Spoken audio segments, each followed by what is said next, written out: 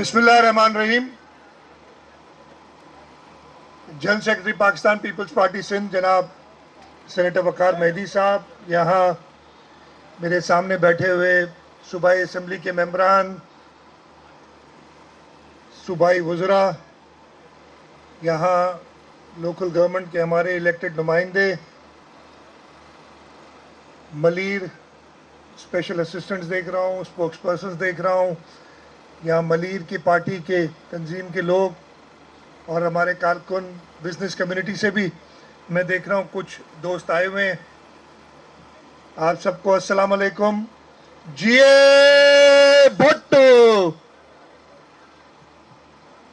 आज ये तकरीब शाहराह भुट्टो को कायदाबाद तक खोलने के लिए, कयूमाबाद से कायदाबाद, पहले फेज में हम कयूमाबाद से शाह फैसल तक इसकी ओपनिंग की थी, जिसमें चेयरमैन साहब खुद तशरीफ आए थे।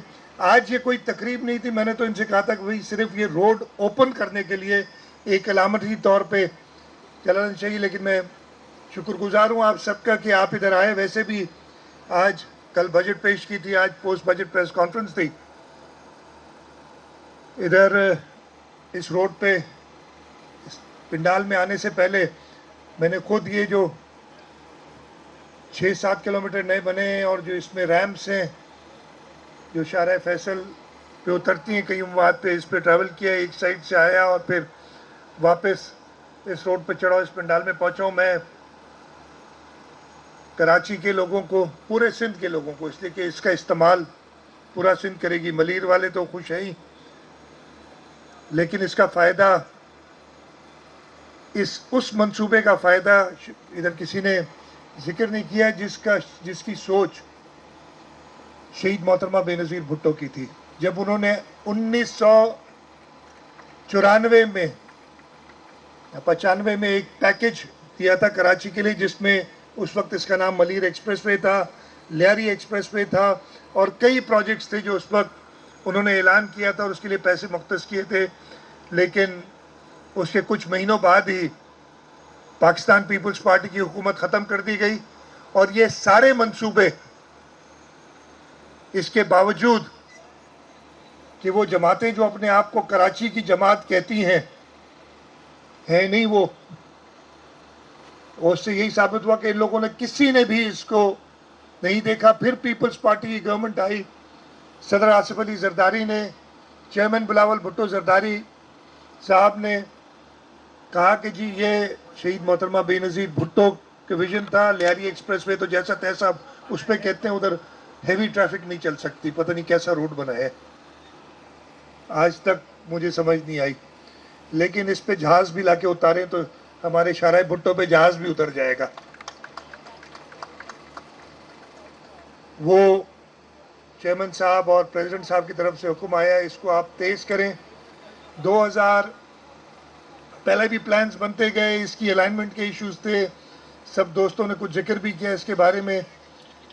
2022 के बाद इसका काम शुरू हुआ और फिर वो इशू आया जो इधर से आगे आप देखेंगे कि हमने एलिवेटेड, काफ़ी 6-7 किलोमीटर एलिवेटेड है, इसलिए कि वहाँ पे कुछ घर और गांव आ रहे थे, उनको बचाने के लिए उन लोगों को, ताकि डिस्टर्ब ना करना पड़े, वो हमने एलिवेटेड बनाया। इस वजह से थोड़ा टाइम लगा। आज भी कासिम साहब बैठे हैं, सईद गनी साहब आज इधर हैं नहीं, इन्होंने मुझे वादा किया था कि मई में इफ्तिताह कराएंगे, 1 महीना लेट हो गए, लेकिन चलें ठीक है, आगे माफ़ी नहीं है। 31 दिसंबर को इसको हमने काठोर तक, M9 तक खोलना है और मैंने इसका खुद कुछ दिनों पहले जायज़ा लिया था और ये आराम से हो सकता है, इसमें कोई प्रॉब्लम नहीं है, तो कोई एक्सक्यूज़ नहीं चलेगा। और आपने ये 31 दिसंबर से पहले ये खोलना है। मैं तो कहूँगा इंशाल्लाह ताला शहीद मोहतरमा बेनज़ीर भुट्टो की बरसी के बाद चेयरमैन साहब से अभी से टाइम ले लेते हैं कि 27 दिसंबर के बाद जिस दिन चाहें इसका काठोर तक इफ्तिताह करें और इंशाल्लाह हम उस दिन बाकायदा एहतमाम करेंगे एक अच्छे फंक्शन का, एक अच्छे इवेंट का, जिसमें आज तो सिर्फ मलीर के कुछ दोस्त इधर बैठे हैं, पूरा कराची बल्कि पूरा सिंध, इसलिए कि ये रोड जो बनेगा ना, इसको मुझे मेरा भी फ़ायदा है। मैं गांव जाऊंगा, मैं तकरीबन 1 घंटा बचाऊंगा गांव जाने के लिए इधर से, तो ये तो मेरे अपने इंटरेस्ट में, मैं और सिंध के सारे लोग, पूरे सिंध से लोग इंशाल्लाह ताला उस दिन मलीर में आएंगे, ताकि वो शाहराह भुट्टो का चेयरमैन साहब जब दिसंबर में इफ्तिताह करेंगे उस दिन इफ्तिताह करें। मैं चाह नहीं रहा था कोई ज़्यादा लंबी तकरीर करने, सिर्फ आज का इरादा यही था कि सिर्फ गुजर के और इसका रस्मी तौर पे इफ्तिताह कर दिया जाए। कल हमने बजट पेश किया और कुछ खदशात, और मुझे बड़ी हैरत हुई, और आज मैंने सुबह पोस्ट बजट प्रेस कॉन्फ्रेंस की थी, उसमें भी कहा था कि एक